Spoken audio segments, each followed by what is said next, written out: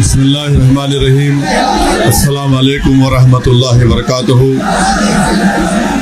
صدر محترم آل India Muslim personal law حضرت مولانا خالد سیف اللہ رحمانی صاحب شہ نشین پر تشریف فرما، قوم اور ملت کے تنظیموں کے ذمہ داران، میرے ساتھی اراکین پارلیمان، دیگر سیاسی پارٹی کے ذمہ دار، معزز حاضرین اکرام، بزرگان قوم اور ملت، میں صرف آپ کے سامنے یہ عرض کرنا چاہ رہا ہوں کہ نریندر مودی کی حکومت وقف بل کو لا کر قانون بنانے کی جو کوششیں کر رہی ہے، ان کا مقصد ایک ہی ہے کہ اس ملک میں امن کو خراب کیا جائے.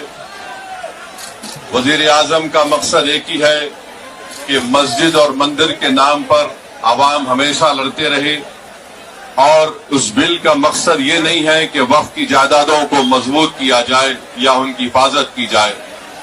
آپ خود اندازہ لگائیے کہ ہندو دھرم کے ایک بہت بڑے جورسٹ ہیں بی کے مکھرجی کی کتاب میں لکھا گیا کہ ہندو دھرم میں بائی کسٹم بائی یوسیج وہ مندر کی جائیداد بن سکتی ہے. تو نریندر مودی وقف کے وقف با یوزر کو اس طرح سے ختم کر رہے ہیں کہ اگر کوئی ڈسپیوٹ ہوگا یا گورنمنٹ پراپرٹی ہوگی تو وقف با یوزر نہیں رہے گا. دلی میں 123 وقف کی جائیدادیں ہیں جس پر دلی حکومت کا دعویٰ یہ ہے، مرکزی حکومت کا، کہ یہ گورنمنٹ کی پراپرٹی ہے.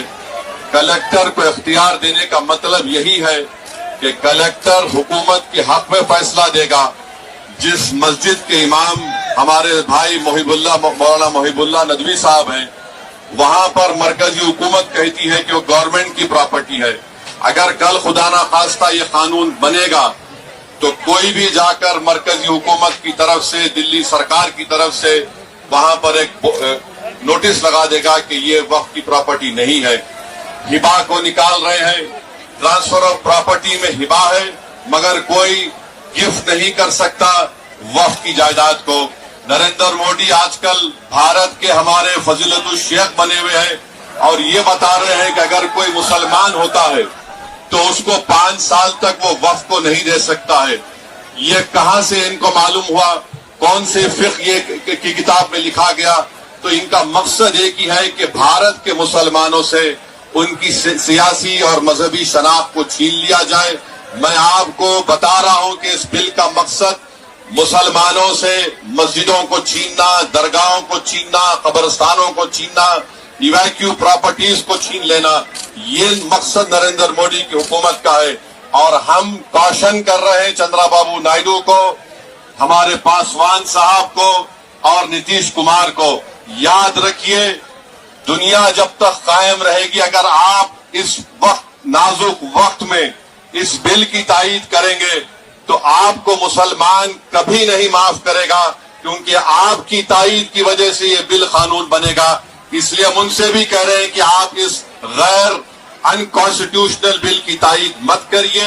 ہمارا مطالبہ صرف یہی ہے، اگر ہندو دھرم کی پراپرٹیز میں، مندروں میں، سکھوں کے گرودوارا میں کوئی غیر سکھ یا غیر ہندو ممبر نہیں بن سکتا تو مسلمان کے اس وقت میں کیوں بن سکتا ہے؟ تو یہ تمام چیزیں ہیں. ہم امید کرتے ہیں کہ حکومت اس کا نوٹس لے گی. اگر نریندر مودی اس ملک کے امن کو خراب کرنا چاہتے ہیں، وہ مسجدوں اور مندروں کے جھگڑوں میں اضافہ کرنا چاہتے ہیں، تو یہ ان کی حکومت کی ذمہ داری ہوگی. میں یہاں پر شکریہ ادا کرنا چاہوں گا ہمارے جوائنٹ ورکنگ کمیٹی پارلیمنٹ کے تمام اراکین کا، اور خاص طور سے کلیان بنرجی صاحب کا، ٹی ایم سی کے راجہ صاحب کا، ڈی ایم کے کا، ہمارے ناصر بھائی کا اور محب اللہ ندوی صاحب کا. ہم نے تمام بڑی کوششیں کی، ہم نے اپنی اپنی ڈسنٹ رپورٹ کو دیا، اور یہ انکانسٹیٹیوشنل ہے. اس کا کوئی بھی فائدہ وقف کو نہیں ہوگا. صرف وقف بورڈ کو برباد کرنے کے لیے، وقف جائیدادوں کو لوٹنے کے لیے حکومت یہ اینٹی کانسٹیٹیوشنل اور اینٹی مسلم کام کرنے جا رہی ہے. بہت بہت شکریہ.